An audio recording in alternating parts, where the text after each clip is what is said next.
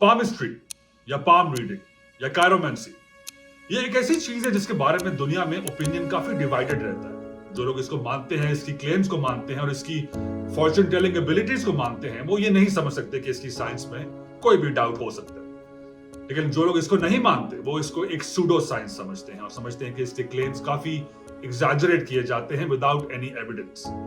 आज हम बात करेंगे कि पाम रीडिंग का कॉन्सेप्ट आखिर शुरू कैसे हुआ, इसका हिस्टोरिकल बैकग्राउंड क्या है, पाम रीडिंग में हाथ में ऐसे कौन से एलिमेंट्स हैं जो ज्यादा इंपॉर्टेंस रखते हैं, और जो लोग पाम रीडिंग पे सवाल उठाते हैं वो आखिर क्यों उठाते हैं। पामिस्ट्री आज दुनिया के बहुत से मुख्तलिफ हिस्सों में एक कॉमन प्रैक्टिस बन चुकी हुई है और ये हिस्टोरिकली भी दुनिया के बहुत से मुख्तलिफ कल्चर्स में प्रैक्टिस होती आई है, जिनमें Sumerian, Babylonian, Canaanian, Persian, Arabian, Indian और चाइनीज कल्चर्स भी शामिल हैं। माना जाता है कि पामिस्ट्री का ओरिजिन आज से हजारों साल पहले एक एंशिएंट हिंदू टेक्स्ट से हुआ, जब एक लेजेंडरी हिंदू पोएट वाल्मीकि ने एक किताब लिखी जिसका आज इंग्लिश में टाइटल होगा the teachings of Valmiki Maharshi on mail palmistry. Valmiki को आदिकवि भी कहा जाता है, जिसका मतलब है the first poet, the author of Ramayan, the first poem. India से पामिस्ट्री का कॉन्सेप्ट चाइना में गया और फिर आहिस्ता आहिस्ता पूरी दुनिया में फैलना शुरू हो गया। बल्कि माना जाता है कि बहुत से एंशिएंट ग्रीक फिलोसोफर्स का भी पामिस्ट्री पे काफी सख्त बिलीफ था। सबसे पहले एनाक्सागोरस ने इस पर बात करना शुरू की, उसके बाद एरिस्टोटल जो एक और बहुत अजीम ग्रीक फिलोसोफर थे, उन्होंने इस पर लिखना शुरू किया।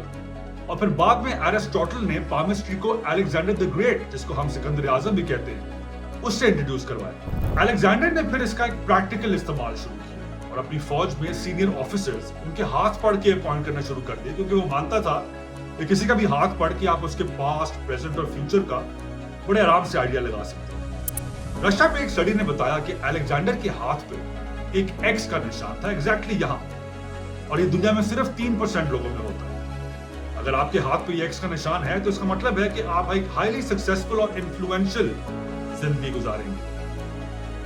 Good for you. अच्छा, पामिस्ट्री या पाम रीडिंग है क्या और ये आखिर में काम कैसे करती है?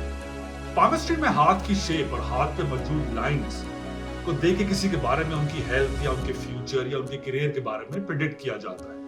पाम रीडर्स मानते हैं कि हाथ के डिफरेंट पार्ट्स इंसान की जिंदगी के डिफरेंट एस्पेक्ट्स के बारे में बताते हैं, और इन्हीं को देख के और पैटर्न्स ढूंढ के पाम रीडर्स फिर लोगों की हेल्प करते हैं। पाम रीडिंग में सबसे ज्यादा इंपॉर्टेंस लाइंस की होती है। कहते हैं कि लाइंस आपको बहुत सी इंफॉर्मेशन दे सकती हैं। पामिस्ट्री में 4 मेन लाइंस कंसिडर की जाती हैं।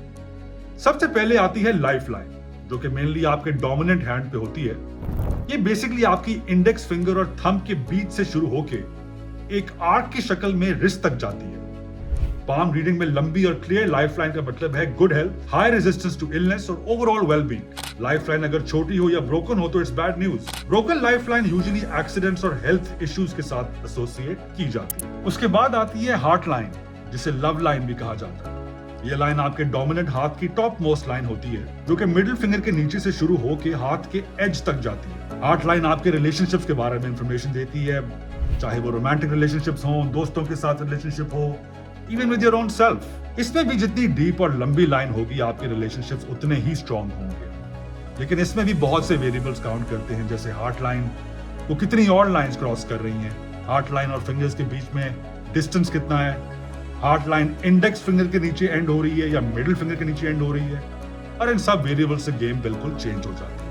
फिर आती है विजडम लाइन, जिसे हेड लाइन भी कहते हैं। ये यूजुअली डोमिनेंट हाथ की मिडिल लाइन होती है और ये लाइन आपकी कम्युनिकेशन, लर्निंग और डिसीजन मेकिंग एबिलिटी का बताती है। और एक क्लियर और डीप हेडलाइन का मतलब है क्लियर थिंकिंग, स्ट्रॉन्ग कम्युनिकेशन और strong decision making power. Headline की लेंथ और शेप से पाम रीडर्स आपके मेंटल और इमोशनल स्ट्रेंथ का भी आइडिया लगा सकते हैं। फिर एंड में आती है फेट लाइन, जो कि पाम की बेस से शुरू होकर ऊपर मिडिल फिंगर तक जाती है। ये लाइन बेसिकली आपकी करियर पाथ और सक्सेस के बारे में इंफॉर्मेशन देती है। फेट लाइन में जितनी लंबी और डीप होगी उतना ही बेहतर है आपकी लाइफ में सक्सेस के लिए। कुछ लोगों की फेट लाइन होती ही नहीं है या बहुत छोटी होती है, इसका मतलब है कि ये लोग मोस्टली अपने करियर्स में अनस्टेबल ही रहते हैं। पामिस्ट्री में एक और चीज जो बहुत इंपॉर्टेंस रखती है वो होता है type of hand. 4 different types of hands माने जाते हैं, जिनमें earth hands, air hands, water hands और फायर हैंड्स शामिल हैं। और इन सब में हाथ का साइज, उंगलियों का साइज, हाथ बोनी है या फ्लैशी है, सख्त है या नरम है, ये सब डिफरेंसेस होते हैं और इन सब के अलग अलग माने होते हैं। फिर एक और चीज जो देखी जाती है उसे कहते हैं माउंट ऑफ हैंड, जिसका मतलब है हाथ का नेचुरल लैंडस्केप या टोपोग्राफी।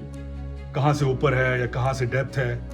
ये सब डिफरेंट माउंट्स होते हैं और इनके नाम एस्ट्रोलॉजी में क्लासिकल प्लैनेट्स के नाम पे रखे गए हैं। 6 डिफरेंट माउंट्स होते हैं जिनमें mount of Venus, Jupiter, mercury, Apollo, Saturn और माउंट ऑफ लूना शामिल है। पामिस्ट्री आज दुनिया के बहुत से मुख्तलिफ हिस्सों में काफी डीप रूटेड है और अगर आप इस पर रिसर्च शुरू करें तो मालूम होता है कि इसके पीछे एक बहुत एलैबोरेट और डिटेल्ड साइंस बनाई हुई है। लेकिन पामिस्ट्री को लेकर दुनिया में आज बहुत से स्केप्टिक्स भी मौजूद हैं जो इस पर डाउट करते हैं, इसकी साइंस को एक फ्रॉड समझते हैं। ये स्केप्टिक्स मानते हैं कि पाम रीडिंग एक सूडो साइंस है, इसका मतलब है इसके पीछे कोई एम्पिरिकल एविडेंस नहीं है, जस्ट लाइक सुपरस्टिशन। ये लोग मानते हैं कि पामिस्ट्री में भी कोल्ड रीडिंग का इस्तेमाल किया जाता है, जिसका मतलब है हाई प्रोबेबिलिटी गेसिंग, अगले बंदे से उसकी जिंदगी के बारे में ऐसे क्लूज निकलवाना और फिर उन्हीं क्लूज को इस्तेमाल करके उसको उसकी जिंदगी के बारे में बता देना।